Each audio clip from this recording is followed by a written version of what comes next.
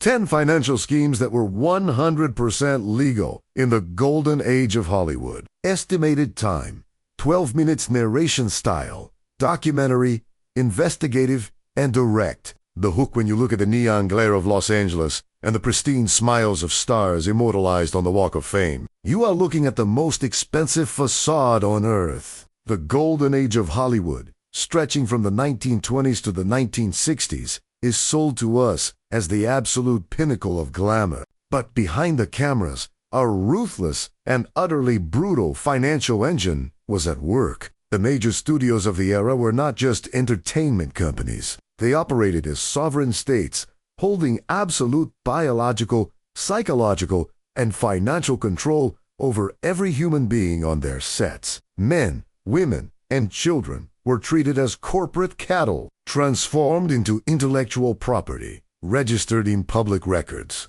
What makes this history terrifying is that the biggest scams, the most severe human exploitation, and the most predatory enrichment schemes were perfectly permitted, backed by judges and unbreakable contracts. In this documentary, we are breaking the seal on the film industry's confidential archives. You will discover the 10 sinister financial schemes that built the empires of Hollywood 100% legally. Method 1.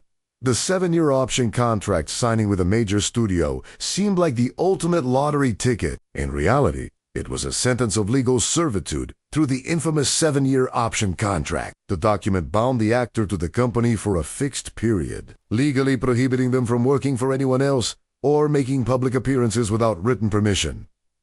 The word option was the true poison. Every 6 months, the studio had the unilateral right to review the contract. If executives felt the actor wasn't profitable enough, or if they simply disliked their behavior, they could fire them instantly without a single penny of severance. The actor had no reciprocal right, even if they became the #1 star on the planet and made the studio millions.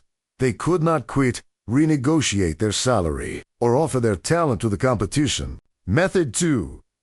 Suspension without pay, with contract extension to ensure no actor forgot who truly owned the game. Studios created the suspension clause. If an actor showed any sign of independence, such as refusing a role in a mediocre film or demanding a salary increase matching their box office success, the studio head hit the punishment button. The actor was immediately suspended from all activities and barred from receiving a single cent of salary. The accounting masterstroke came next. The exact amount of time the actor spent suspended without pay was confiscated and added on to the end of their original 7-year contract. If an actor spent 6 months fighting for their rights, their contract was automatically extended by an extra 6 months. Studios could freeze an individual's career until they went broke and begged to return to work under humiliating conditions. Method 3. The humiliating talent lending system. Studio bosses realized they could turn a massive profit by operating as a luxury labor rental agency through the talent lending system. When a smaller studio needed a massive name to guarantee a production's success, they didn't hire the actor directly. They negotiated with the studio holding that artist's contract. The major studio would rent the actor out for 10 to 20 times the value of their standard weekly salary. The cash from this massive transaction went straight into the owning studio's books as pure net profit. The actor, who spent weeks working 18-hour days to save someone else's production, continued to receive the exact same low, fixed salary stipulated in their original contract, watching their boss enrich themselves at their expense. Method 4. Mandatory lavender marriages. Preserving the moral image of actors in the eyes of a conservative public was treated by studios with extreme seriousness. Sexual scandals destroyed box offices and devalued multi-million-dollar investments. Therefore, public relations departments engineered a bizarre yet completely legal loophole. Lavender marriages forced marriages of convenience under contractual coercion.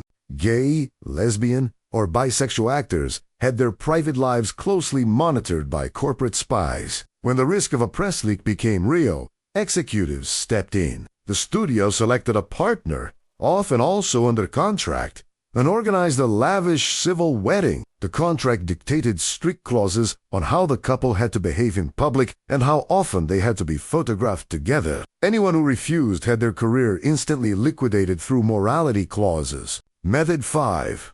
Block booking forced film bundling. The absolute control of the studios extended its tentacles to every small-town cinema across the country to ensure that even the cheapest, worst-made, and most failed movies generated predictable profits for shareholders. The industry operated under a scheme called block booking. If an independent theater owner wanted the right to screen a highly anticipated blockbuster featuring the biggest star of the moment, the studio imposed an unnegotiable condition. They would only receive the main print if they bought, in a closed bundle, 10 to 20 other low-quality productions, known as B-movies. The merchant was forced to pay up front for films they didn't want, and their audience hated. The studio entirely eliminated its own financial risk by forcing the cost down the throats of independent business owners. Method 6.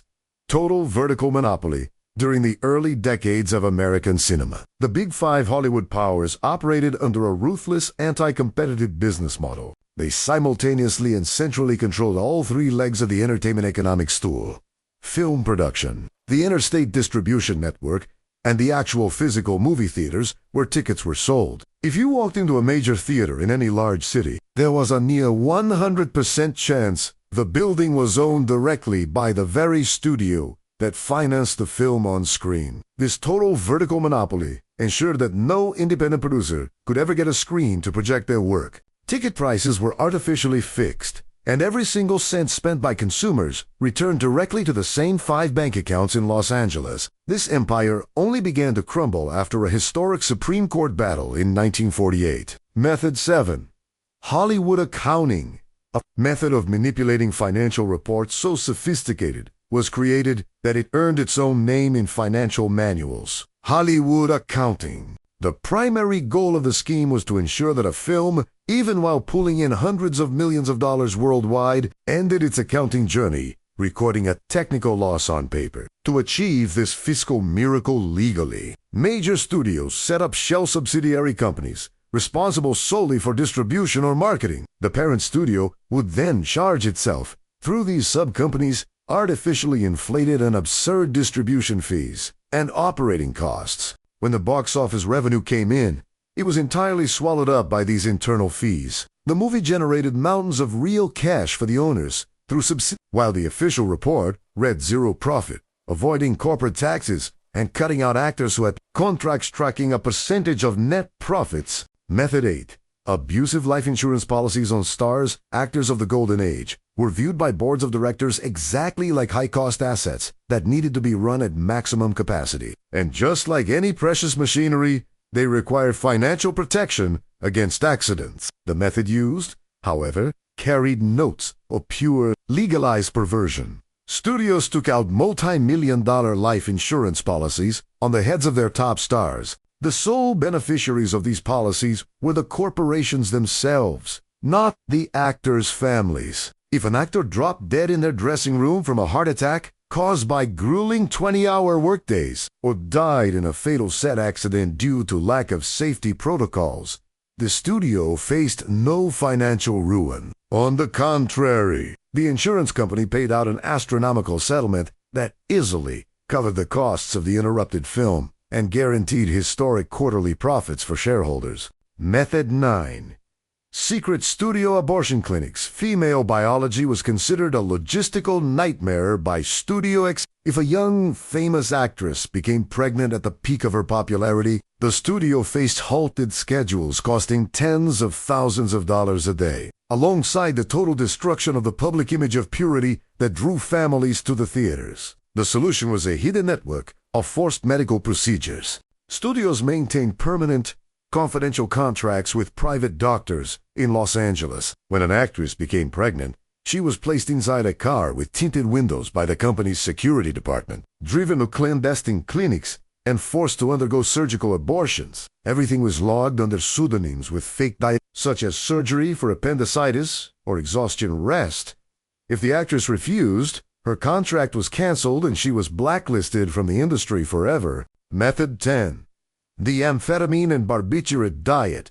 To keep the filmmaking machine running at assembly line speed, studios routinely violated the biological limits of the human body. The problem was simple: contract actors and child stars needed to work 18 hours a day, but their bodies demanded rest. The solution was legally applied under the guise of routine medical care. Company-retained doctors remained on standby on the sets early in the morning. Child actors, including icons like Judy Garland, lined up to receive massive doses of powerful amphetamines, known as pep pills, to keep him alert for another 12 consecutive hours. When the day finally ended late at night and the actors were hyperactive and shaking from the stimulants, the same doctor prescribed heavy doses of barbiturates, or downers, to knock them to sleep for a few hours before the cycle restarted. The climax, the true history of Hollywood's golden age, proves that American cinema was built on the foundations of a ruthless legal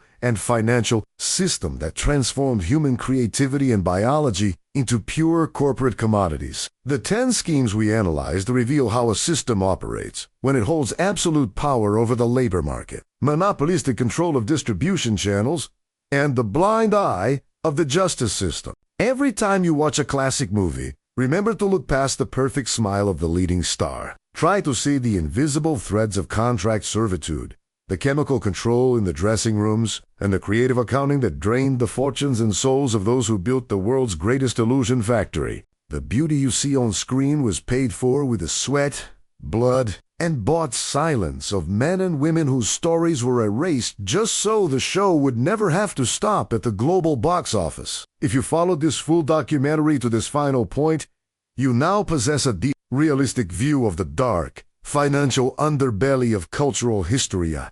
Clarity most of the general public will never get from mainstream media. If you want to keep uncovering the hidden gears of economic history, forgotten corporate scams, and deep market analyses that the system tries to keep out of reach, subscribe to the channel right now. Turn on notifications so you don't miss our upcoming historical investigative documentaries. And leave a comment below sharing which of these 10 Hollywood financial schemes shocked you the most. History holds the secrets that explain how today's modern markets truly run. Until the next documentary.